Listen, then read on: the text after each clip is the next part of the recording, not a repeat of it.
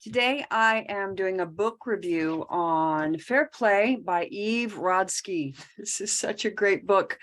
It came into my awareness a couple years ago, and then I lost track of it. I'm like, wait, what was that book? And then it, of course, always when things are meant to be, they come back around, because as a working mom, I've been working with boundaries and actually creating some courses for my clients around boundaries. Today, I really want to talk about this book because Eve has done an incredible job of compiling so much information, especially for moms, working moms, and all moms are working moms. What I love about her book is she goes straight into the real crux of the issue for moms, and that is this imbalance, in this inequity in terms of what moms are required to do in society. It's a societal issue. However, when we become aware of it, we can start changing things within the family system, because that's where we have to start. And then on a greater scale, we need to look at work environments and companies and how they're providing for moms, working moms. Well, let me just start out with a couple of statistics. There is about 690 hours a year spent on chores. Most of that falls to moms. Moms tend to work 15 hours more a week than their partner. It can be a male partner or it can be a same-sex. Generally, when we're talking about this, it tends to be a male partner, a father, or the father of their children, or the husband. Moms tend to be the default parent. That creates this mother load that has crushed moms, crushed women in general too, just in society. And what it's done is we as mothers, we get caught up in this invisible workload. And for us, it's not even that we recognize it. So that's why I love this book. She has taken years to develop it, and through her, she talks about how she gathered her women friends, her mom friends, and they started compiling lists of things that they were doing. A lot of it's unconscious, because I know for me, when I'm doing something, I'm thinking about one thing, but I'm doing a bunch of different things at the same time. It's sort of unconscious. It's the multitasking, which is not good for us to begin with. But then I get to the end of the day and go, what did I do? Because most of it was unconscious. A lot of it's that mental, emotional load that mothers carry. I read an article recently talking about how women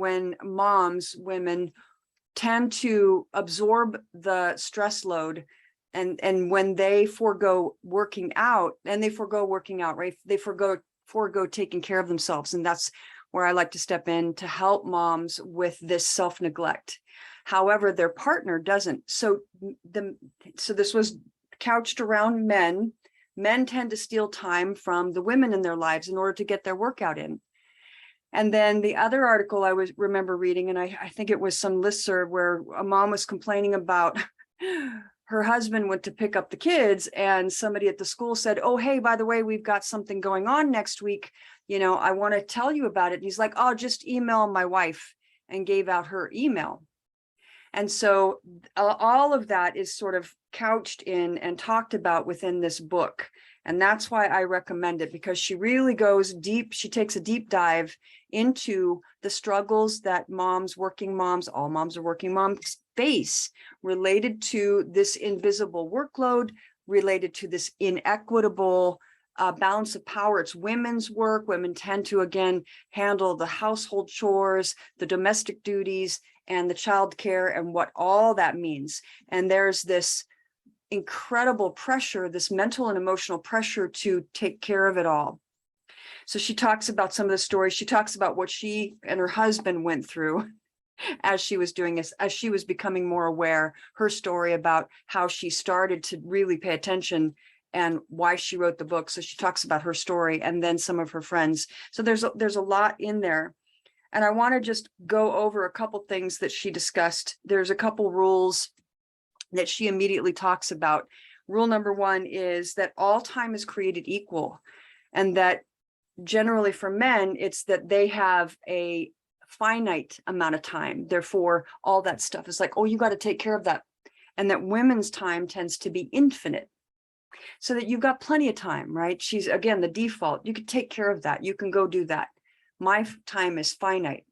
So there's this perspective, this mindset around time. And so the first rule is all time is created equal.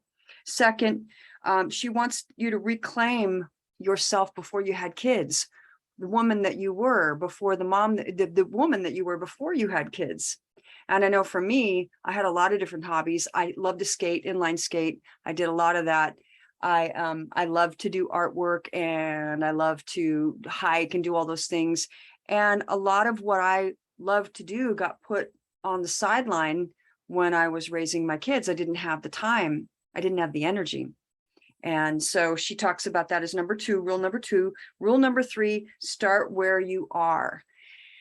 And this is huge because, you know, a lot when you start to read the book, I know for me, I especially started to get really I was bubbling up with anger a little bit. Some of it because of what I've gone through. However, my husband has been super supportive, but there were some blind spots, and mostly it was me. I had to step away from taking care of it all. So some of it was me going, I can't be the perfectionist. I can't be the one that's going to multitask. Some of it was my own mindset and setting boundaries with myself. But she talks about start where you are. In one of the programs and I'll tell you about that at the end, I have a chore audit chart. So starting where you are. And the other thing that she provides for you, and this is something you can get on her website too, but she has these cards with all these categories. So one is the daily grind. Let's see, the different cards for the different, so one is the caregiver suit. Let's see, it's called the home suit, different cards, different things related to the home suit. Then there's the out suit. Oh, the out suit. So this relates to travel and other things that are going on, all the different things that you have to pay attention to. The caregiver suit and the magic suit. And then she talks about finding your unicorn space. And she's actually written a separate book about that, again, about claiming your right to your time and energy. So that was, let me go back to my notes here.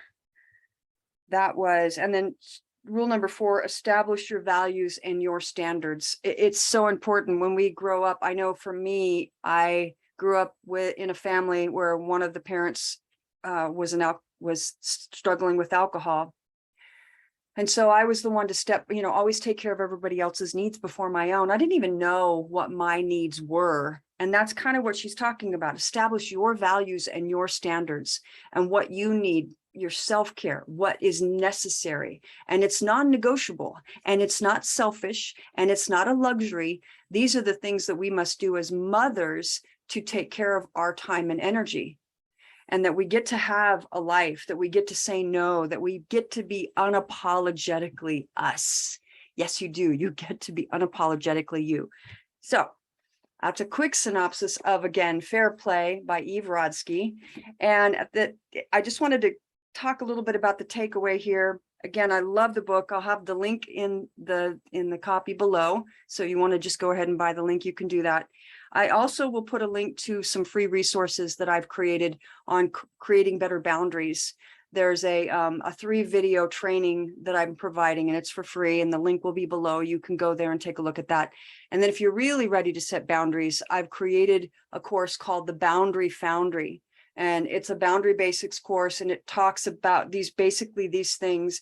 It helps you. It's like you've got me in your pocket, helping to support you. A lot of people don't even understand what healthy boundaries are. So I go into that, and then I go into how to set your boundaries. I have a 6-sector boundary blueprint, so you know the aspects of your life that is important, where to create boundaries. A lot of people don't even know that either. There's 6 sectors in your life where you're going to want to have healthy boundaries. You're going to see the different personality types, the 3 types of boundary personalities. I'm going to talk about that.